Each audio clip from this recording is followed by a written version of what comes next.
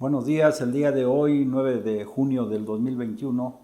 el presidente de la República inició su conferencia matutina explicando detenidamente la función del Tren Maya y también la presentación de representantes de Francia y de Canadá que con la experiencia que han tenido Francia, por ejemplo, en la construcción de los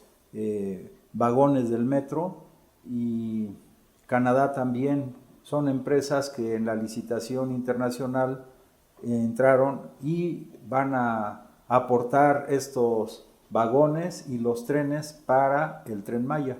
Pero el presidente aprovechó, es una obra extraordinaria. Deben saber ustedes que ahorita, después del periodo negro, del periodo neoliberal, pues tanto en Estados Unidos como en China, en México, se ha observado que uno de los elementos centrales para el desarrollo de los países es la construcción de infraestructura. En este caso, infraestructura ferroviaria, por ejemplo. En el caso de México también infraestructura en carreteras, infraestructura en el tren transísmico, en la refinería de Dos Bocas, Tabasco, en la coquizadora, etcétera, etcétera, etcétera. Entonces, para el desarrollo de los pueblos se debe desarrollar e impulsar la infraestructura. Estados Unidos, por ejemplo, va a dedicar varios, ni siquiera millones, más de $1 billón de dólares en este tema. Y aquí el presidente de la República, con una actitud visionaria, hoy explicó detenidamente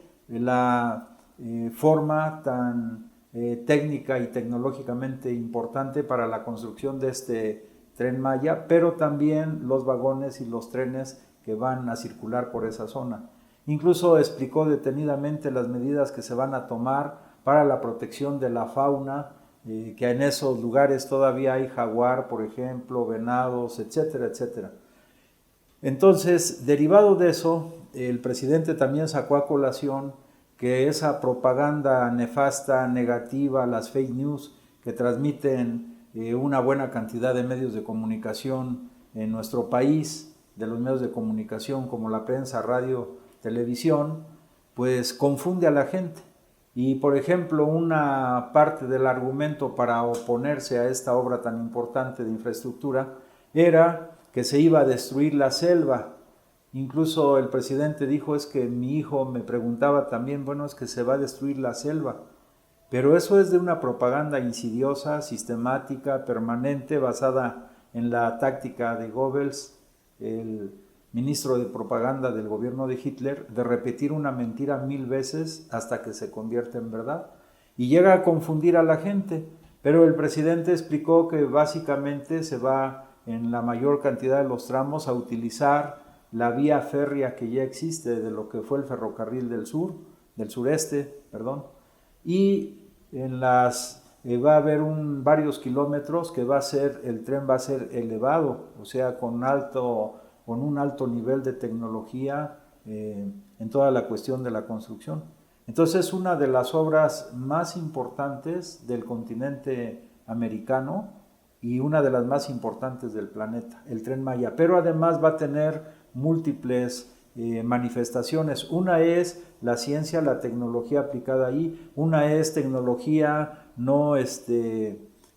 contraria al cuidado del medio ambiente. Otra es los temas de carácter cultural, porque todos ustedes saben que la cultura maya es una de las 5 culturas originarias en todo el planeta. Y el presidente también explicó que no solamente va a ser la cuestión turística, que de por sí es muy importante, pero sobre todo la cuestión cultural, de dar a conocer de manera más intensa a todo el planeta que nuestra patria es asiento de una de las culturas originarias más importantes de todo el planeta. O sea, es una obra multidimensional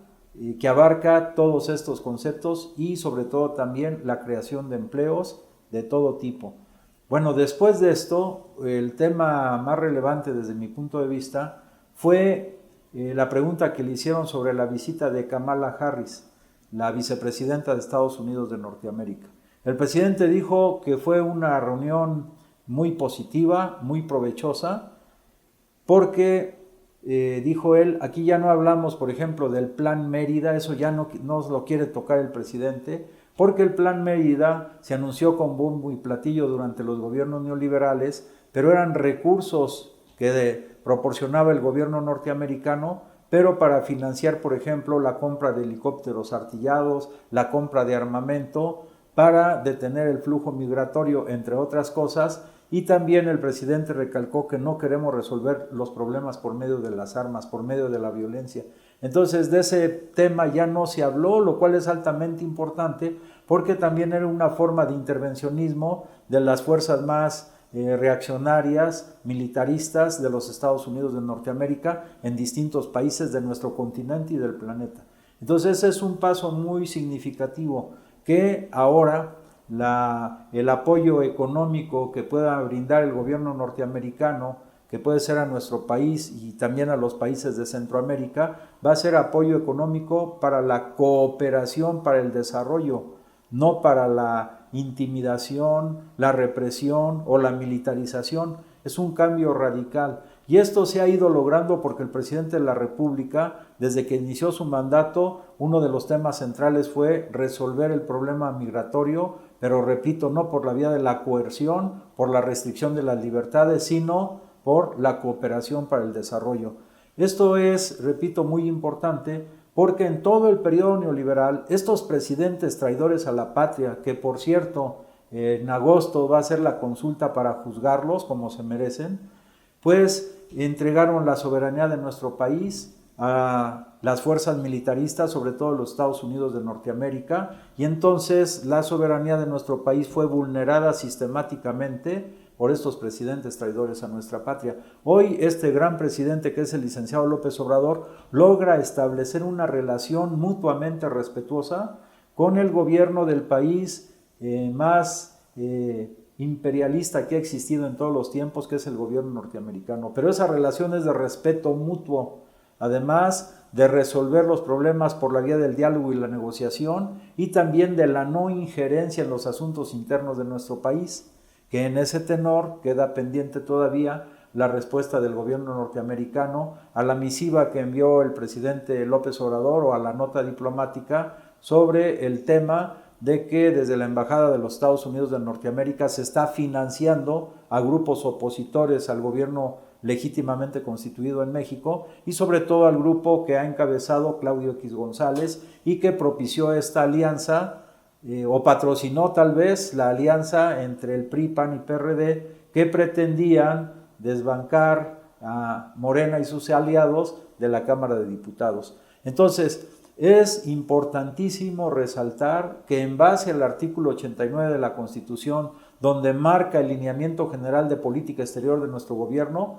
hemos dado un salto cualitativo muy importante que pocos países del mundo hasta hoy lo han dado, es decir, respeto mutuo con respecto al imperialismo norteamericano y utilizar los recursos para la cooperación, para el desarrollo, no para el armamentismo, no para favorecer esa corriente militarista. Esto es muy importante. Y el presidente también señaló que con el gobierno de Donald Trump hubo una buena relación, también basada en el respeto mutuo y en la no injerencia en los asuntos internos, y lo mismo con el presidente Joe Biden, lo cual es, repito, muy importante. Vamos a avanzar por ese camino. Esta política que está desarrollando el presidente de la República va abriendo brecha a nivel internacional para que también otros países puedan establecer, y sobre todo en el continente americano, una relación mutuamente respetuosa y no de subordinación con el gobierno norteamericano. En este tenor también es muy importante señalar, hacer mucho énfasis en que la política económica aplicada por el presidente de la República ha sido exitosa, reconocida ahora ya a nivel internacional, incluso por algunos de los críticos más furiosos en contra de la política económica del presidente. Vale la pena resaltar que también hoy se dio a conocer la propuesta para que el próximo presidente del Banco de México sea precisamente el actual secretario de Hacienda, Herrera. Esto es importante porque él llegaría al Banco de México con una orientación, digamos, política e incluso ideológica de la forma en que se deben utilizar los recursos a favor del pueblo. Y el Banco de México durante todo el periodo neoliberal pues fue un banco subordinado a los intereses de los grandes organismos económicos y financieros internacionales. Aquí también vamos a romper esa dependencia financiera con respecto a los organismos internacionales, porque ya sabíamos cuál era la receta del Fondo Monetario Internacional: firmar una carta de intención, y en esa carta de intención, cuando un país recibía un crédito, pues se comprometía a reducir el presupuesto en educación, en salud, en vivienda y en rubros básicos para el desarrollo de los pueblos. Hoy eso también se rompe y pensamos nosotros que es un ejemplo a nivel internacional en esta nueva etapa o en esta nueva era de la humanidad que pensamos se va forjando y que llamamos la nueva era de la independencia, la paz mundial y la fraternidad universal. Y uno de los principales impulsores de esta nueva era es precisamente el presidente Andrés Manuel López Obrador. Esto contrasta, fíjense bien, cómo un secretario de Hacienda de un gobierno de la Cuarta Transformación va a ser el presidente del Banco de México, y cómo, por ejemplo, el secretario de Hacienda del gobierno anterior, del último gobierno neoliberal, Videgaray, pues nada más que nos enteramos que precisamente la función pública lo acaba de inhabilitar por 10 años, y en 10 años no podrá ejercer ninguna función pública, ninguna actividad de ningún gobierno, ni estatal, ni federal, ni municipal, porque se ha descubierto, lo cual en el periodo neoliberal era lo común, que hay inconsistencias en sus declaraciones patrimoniales, precisamente cuando fue funcionario.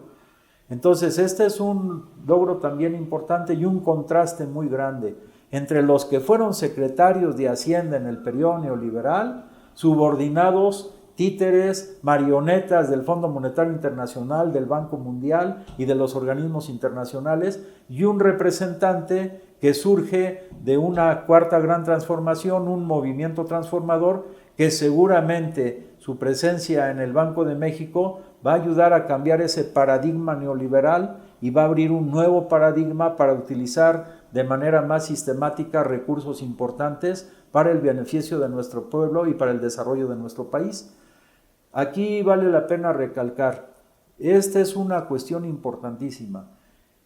Desde ahí también se puede ayudar a consolidar lo que México va construyendo, que en el corto plazo, repito, en el corto plazo, y esto lo vamos a ver en estos 3 años del gobierno del presidente de la República, México se va a convertir en una potencia económica, pero también en una potencia política y también en una potencia ideológica, porque está ayudando, repito, a crear este nuevo paradigma a nivel internacional, que se basa en la independencia, en lo económico, en lo político, en lo alimentario, en lo energético, etc. Y por otro lado, como decíamos, manteniendo la no injerencia en los asuntos internos, la no intervención en los asuntos internos y la resolución de los conflictos por medio de la negociación política y no por medio de la guerra, se está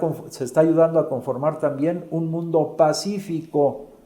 Y bien ha dicho el presidente desde hace mucho tiempo, la mejor política exterior es la política interior. Y si en México está contribuyendo a pacificar el país, pues eso se va reflejando a nivel internacional. Por eso decimos que esta nueva era se basa en la independencia y la paz mundial. Y un elemento importantísimo que agrega el presidente de la República y que lo ha dicho N veces es la fraternidad universal. Estamos muy contentos, como el presidente lo dijo en la mañana, estamos muy contentos refiriéndose él al tema del resultado electoral. Y de las 15 gubernaturas que estuvieron pues en disputa, 11 gubernaturas las ganó Morena y los aliados de Morena, pero además si a esas 11 gubernaturas le añadimos las 6 que actualmente gobierna Morena, pues entonces son 17, y de esas 17 gubernaturas, pues es la mayoría de los 32 estados junto con la Ciudad de México que componen la federación. Entonces él dijo, estamos muy felices, estamos muy contentos porque continúa el apoyo de nuestro pueblo a la Cuarta Transformación. Y por otro lado también él está muy contento porque fue la primera elección después de décadas que no fue una elección de Estado. donde libremente cada mexicano pudo expresar su voto en un sentido o en otro. Eso es una de las cosas también más relevantes. En México triunfó la democracia. Y si el presidente dijo que pues puede tomar una caguama pacífico, pues es precisamente refiriéndose no a que tome como otros que a veces, aun siendo presidentes, pues tenían esta costumbre o este hábito consuetudinario, sino porque, como dijimos ayer, toda la costa del Pacífico, donde hubo elecciones, pues ahí ganó Morena y los partidos aliados a Morena. Eso es el Pacífico, todos los estados, y lo vamos a recordar: Baja California Norte, Baja California Sur, Sonora, Sinaloa, Nayarit, nos saltamos Jalisco porque allí no hubo elección, Colima, Michoacán, Guerrero, toda la franja del Pacífico. Y como decíamos ayer, si a eso le agregamos que en Oaxaca hubo un triunfo muy importante del pueblo, ahí no hubo elección para gobernador, pero se ganaron pues prácticamente todas las diputaciones uninominales. Y luego si nos vamos a Chiapas, que también cierra el Pacífico, donde gobierna un partido aliado a Morena, en esta alianza para conformar la 4T, pues entonces toda la costa del Pacífico. Y seguramente cuando existan elecciones en Jalisco, pues también las vamos a ganar. Por eso es bueno ese comentario que hizo el presidente de la República. Para la victoria, una celebración con Pacífico.